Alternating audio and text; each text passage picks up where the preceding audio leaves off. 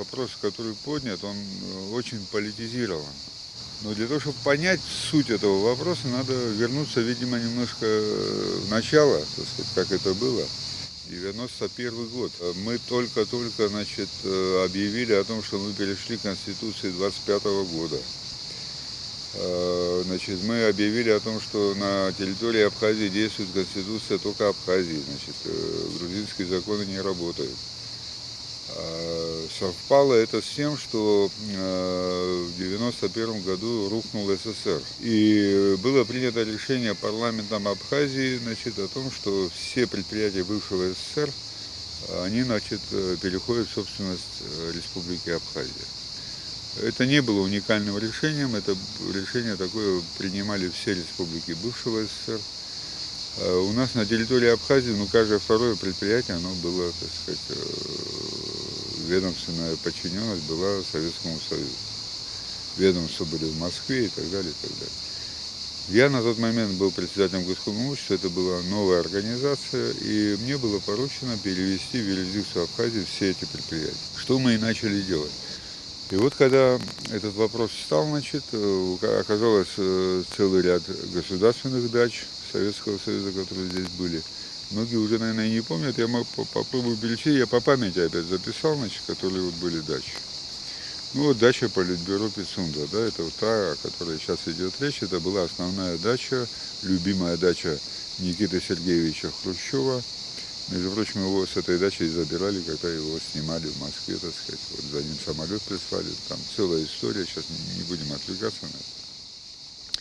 Дача Горбачева и дача Сталина в Мюссерах. Вот этот объект был тоже, дом отдыха Солнечный и дача Сталина на Холодной речке. Это, кстати, любимая дача Сталина на Холодной речке находилась. Дача Микояна в Новом Афоне. Санаторий 17-го партсъезда в Гаграх. Дача Сталина на Рице. Резиденция Грузии, Шеварднадзе был в этот момент руководителем в Сухуми. Это вот сейчас дом приемов тогда назывался, а сейчас это резиденция президента Абхазии. Наверху там парк Исмецкого находится. Дача Берия в Сухуми.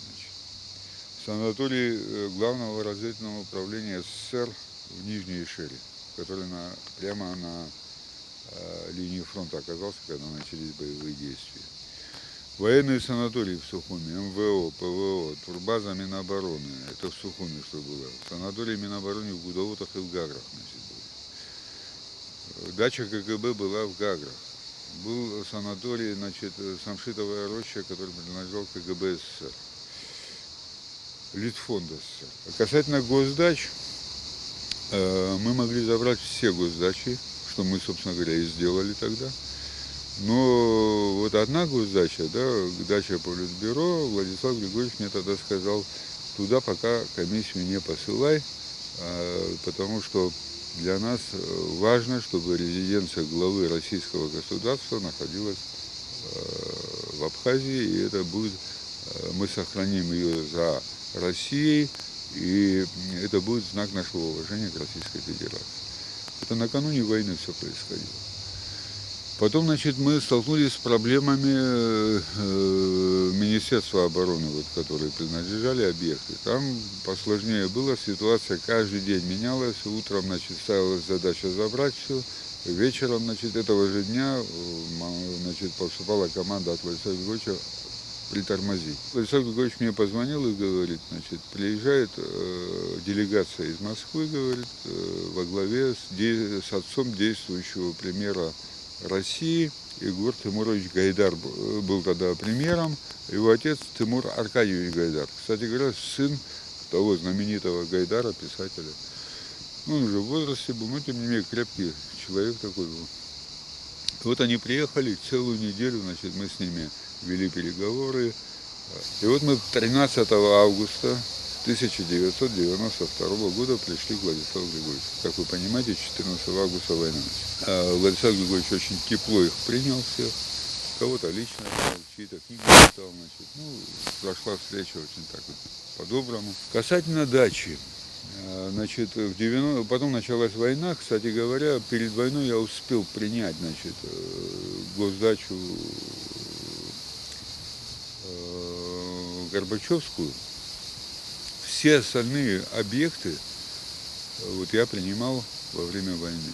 Вот санаторий ГРУ, например, прямо на линии фронта находился. Эти представители 9-го управления КГБ приехали, мы под обстрелами пережидали, когда обстрелы закончатся, ходили там, ну, делали необходимые действия, которые надо было сделать.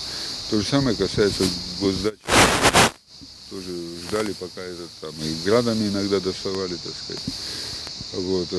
Рицинскую дачу они отдали во время... То есть они не препятствовали нам, кстати говоря. Решение оставить дачу за Россией, это было решение Владислава Григорьевича Архипова, исходя из той ситуации, в которой мы тогда находились.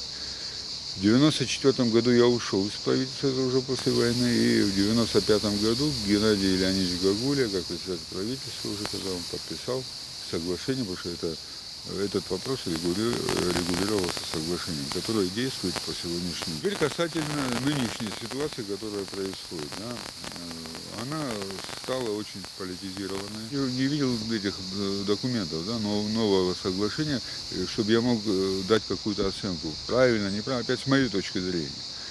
Но то, что я слышал от Аслана Георгиевича Бжания, допустим, да, от многих других должностных лиц, по сути дела, там не меняется, так сказать. То соглашение просто оно наполняется новым содержанием, потому что с 95-го года много времени прошло. Дачи, эти строения, которые там есть, рушатся.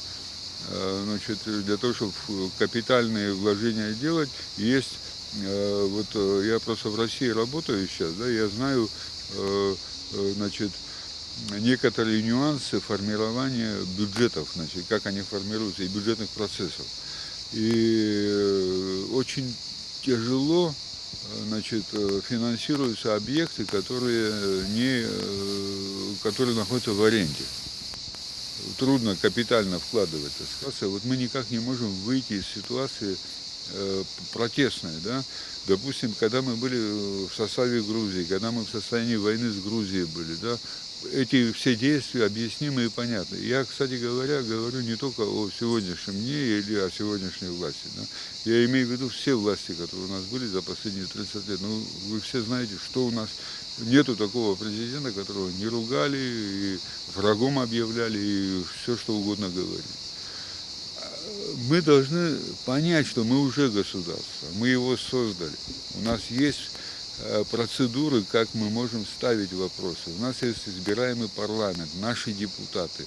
Можно через них эти вопросы выносить на заседание парламента. Есть депутаты местных уровней, которые все избираются на альтернативной основе.